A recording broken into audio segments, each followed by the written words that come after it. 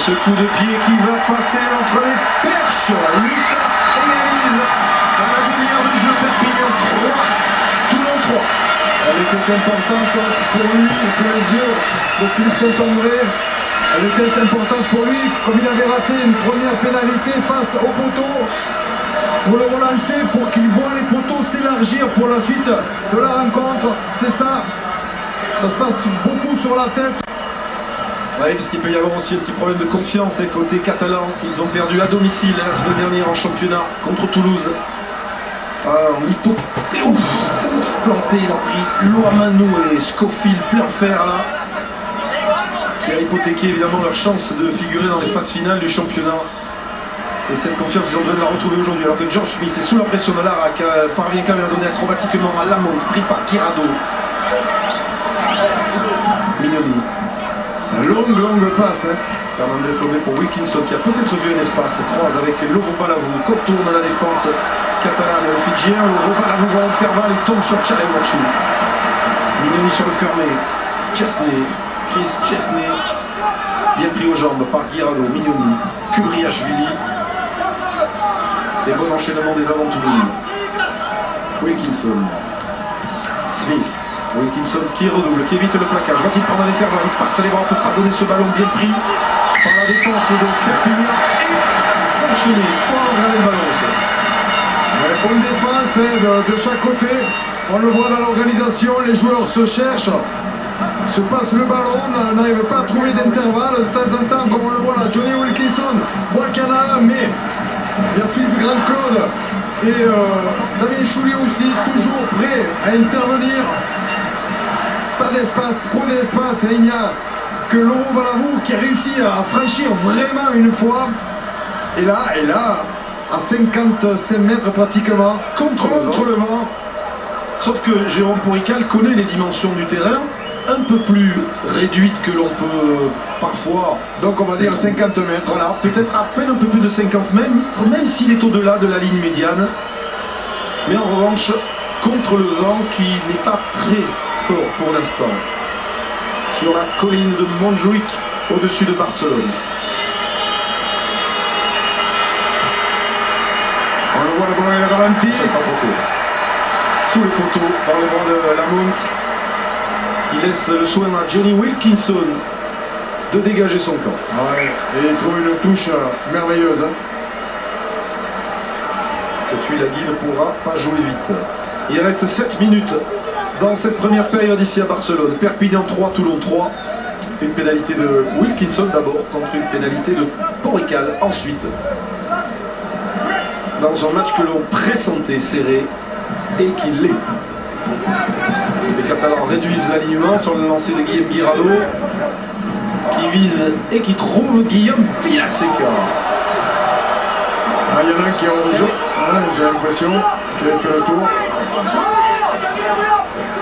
Lâchez! Nicolas Mas.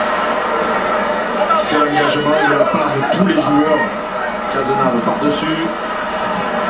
Ballon poursuivi, planté, Fernandez lobé, personne ne capte le ballon. Loamanou finalement, Mignoni, l'arbitre laisse jouer. Smith, George Smith, comme un 3/4. Échappe la cravate de Tchalewachu. Oui, ça va être le deuxième carton jaune.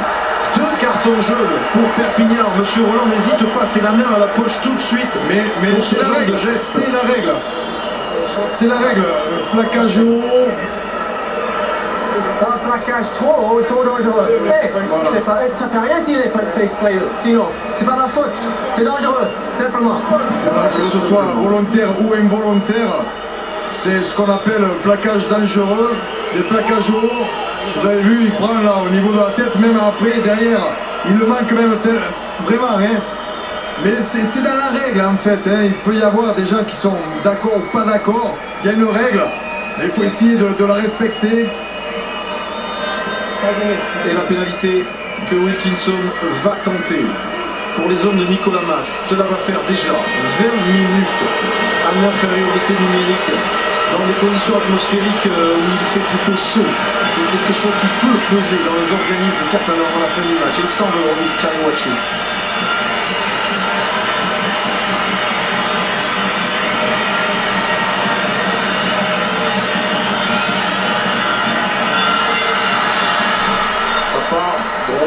vers le but et ça passe.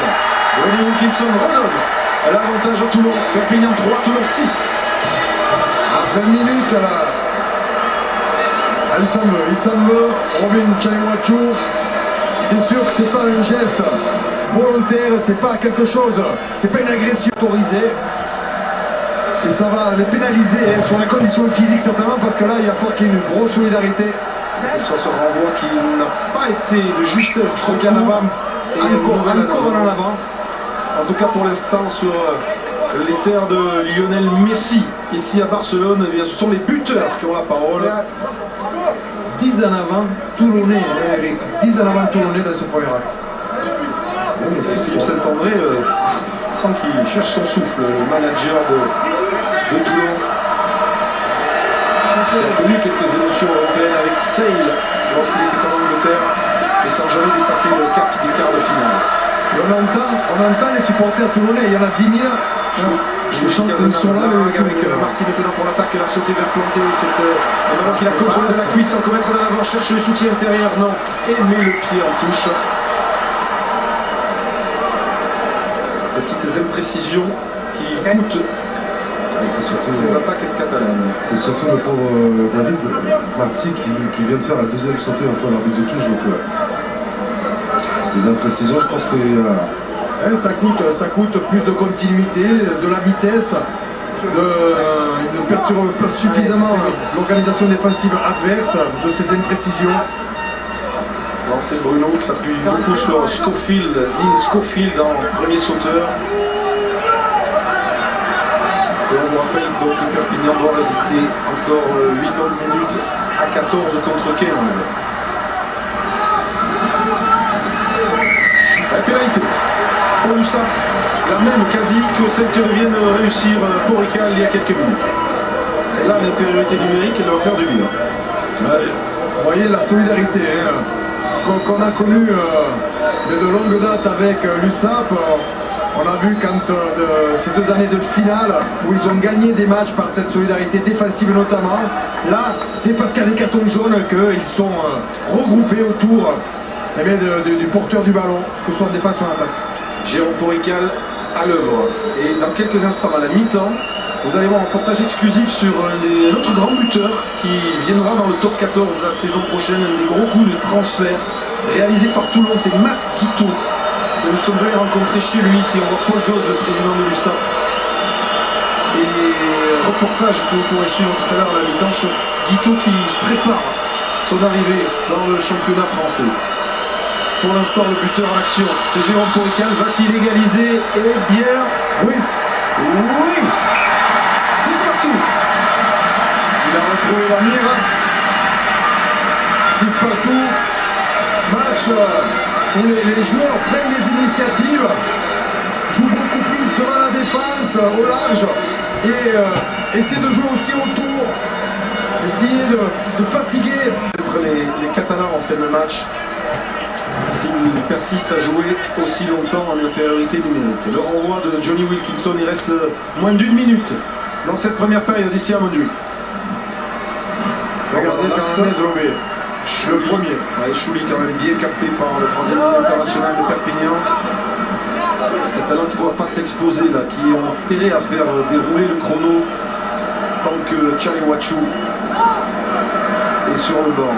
Dégagement contré avec un essai que va peut-être aplatir George Smith, c'est fait. Allez, c'est terrible pour les Catalans, aplati par le Wallaby George Smith. Coup de poignard dans cette fin de première période. Le premier essai de ce quart de finale est pour les Toulonnais. Et c'est venu d'un contre. C'est venu d'un contre ce match un peu haché parce qu'il y a des fautes techniques. Mais là aussi, encore, George Smith est venu charger contrer ce ballon. Vous voyez, avec le rebond derrière un peu capricieux, mais où il arrive à poursuivre, à s'emparer du ballon. Et beaucoup de détresse là, du côté de Tulagi. Juste avant la mi-temps. C'est un pire moment pour les Catalans. Ils sont en infériorité numérique. Il restait à peine 40 secondes avant la fin de cette première période. Et là, qui se fait contrer par George Smith, l'expérimenté, la maison d'expérience de cette équipe toulonnaise. Wilkinson, bord de touche pour la transformation. 11-6 pour Toulon.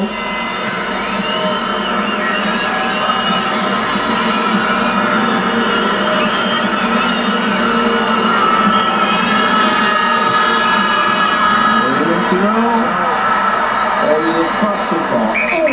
11-6, et bien ce sera le score à la mi-temps, puisque M. Roland vient de renvoyer les deux équipes au vestiaire.